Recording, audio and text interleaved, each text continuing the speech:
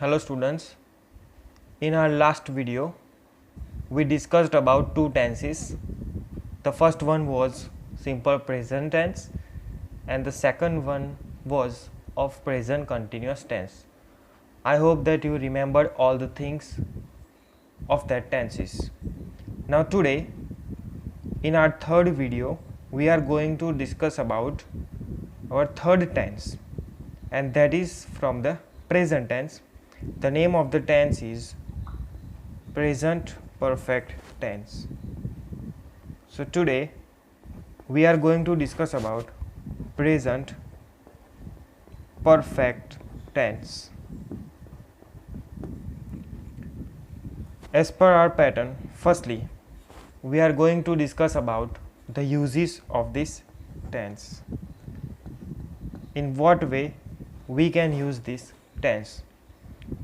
The first use is that if you want to talk about the recently completed action,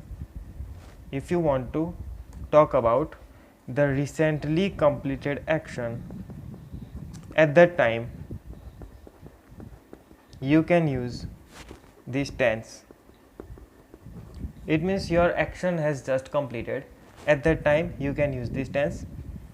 Sometimes if you want to ask some questions like, have you participated in any competition? This kind of questions can also be asked using this tense. So sometimes to ask the questions,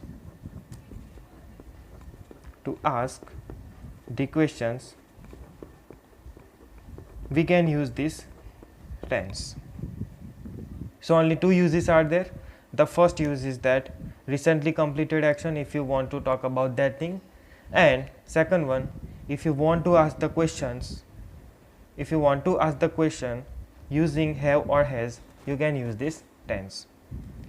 Now let us come to the structure of this tense. Now we already know that in order to make any sentence, what is needed? That is subject, verb and object. Same way here we have to use subject, verb and object, but the structure is different from the previous tenses. Let us discuss the structure. In the very beginning we are going to put the subject. Here I am differentiating.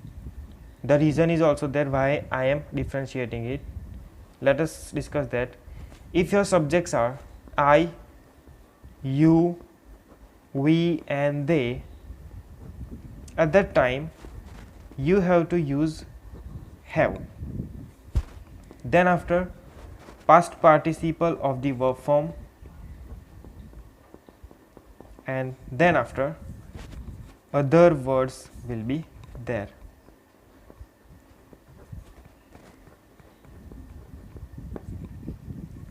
Now if I talk about the subjects like he, she or it, it means they are considered as third person singular. He, she or it. A little change is there. Whenever your subject is he or she or it, you have to use has. The remaining part will be the same, past participle, and then after other words will be there. So this is the structure. A small you can say that a small kind of change is there if your subjects are getting changed, have or has. You have to decide what you have to use. Now let us come to some suggestive words. From those words you can identify it easily that this sentence belongs to this particular tense. So which are the suggestive words? Let us see. Here I am giving you the list of those words. Already, yet, ever, just now and never. So these are the words from which you can get that this is a particular sentence from present perfect tense. Now let us see some examples so that you can get some idea.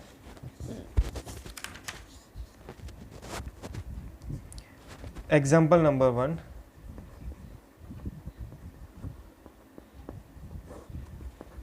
Here I am writing one example. I have just finished my work. Let us try to understand this sentence. This is very easy sentence, no doubt, but though, let us try to understand this sentence. I is your subject, finished is your verb, and work, you can say that it is other words. Now, here your subject is I, that's why we have to use have here. Then after, the past participle of the verb form to finish is the verb, and the finished is the past participle of this particular verb, and then after other words, and here you can see some suggestive words like just is also there. This is how you can make sentence. Second sentence, she has bought apples. She has bought apples. Here you can see that your subject is she, third person singular. That's why in the sentence we have used has along with third person singular. Then after, the past participle of the verb, that is to buy, and the past participle of that verb is bought, and apples, that is you can say that object. Coming to the third sentence, we have seen the Taj Mahal. We have seen the Taj Mahal. Here your subject is we, it is plural. That's why here along with we have to use have. Then after, past participle seen, the original verb form is to see, the Taj Mahal is other words. Another sentence, Pankaj has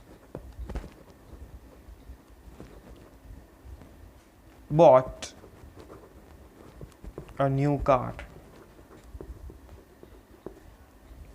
Here you can see your subject is third person singular, but here name is given, that is Pankaj. Along with it we have to use has, then after past participle and other words are there. So this is how you can make sentences, assertive sentences. All are considered as assertive or simple sentences, and this is how you can make it. Now let us come to the interrogative sentence. I hope that you remembered what is called interrogative sentence. Having the question mark, or you can say that which asks some question, they are considered as interrogative sentence. How to make it? The very simple trick that you have to follow here. In the beginning of the sentence you have to put have or has regarding the subject. It should be regarding the subject, whether you put have or has. Then after, subject will be there. Then after, past participle of the verb will be there. Then after, other words will be there, and at last question mark must be there.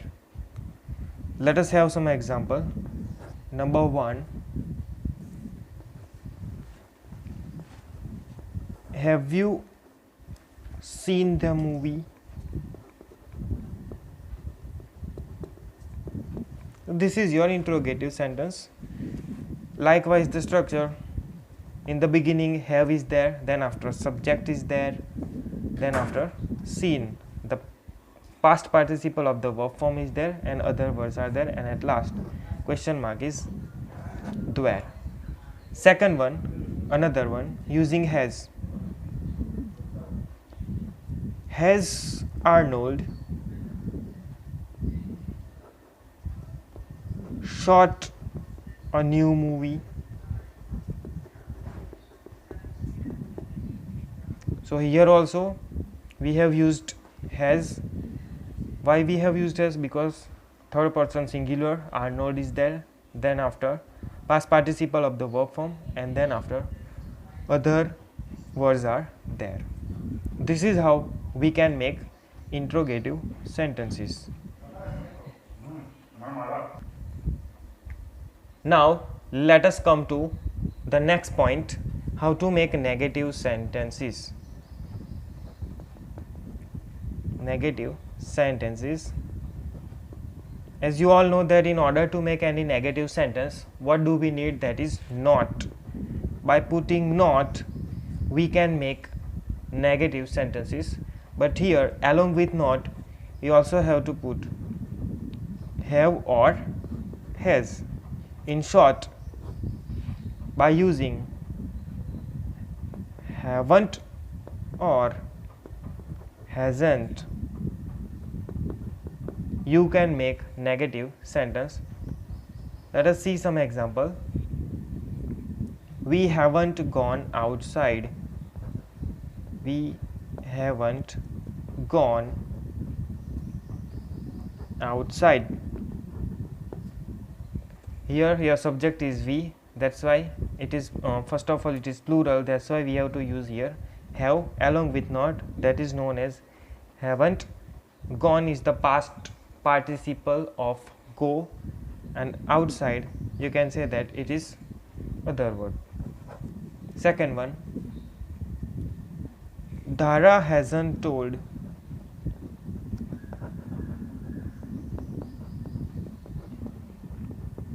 story.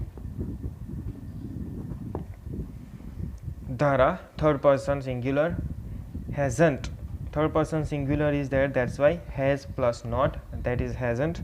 Told is the past participle of the to tell, story is considered as other word. So this is how you can make negative sentences. Now today we have completed our third point, that is of present perfect tense. In our next video we are going to discuss about one more tense. Along with this, I also have given a worksheet into which you have to fill up the blank using the original verb form and try to use the structure of the sentence while filling that blanks, so that it become easy for you to go after it. Have a good day. Thank you.